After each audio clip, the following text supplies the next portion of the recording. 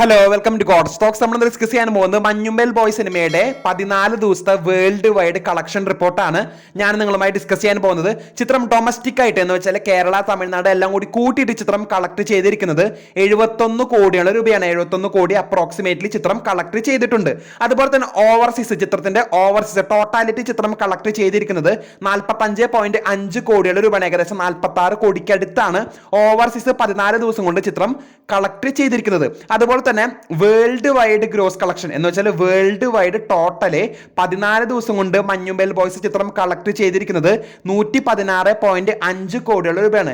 ഏകദേശം 117 കോടിക്ക് അടുത്താണ് ചിത്രം 14 ദിവസം കൊണ്ട് കളക്ട് ചെയ്തിരിക്കുന്നത്.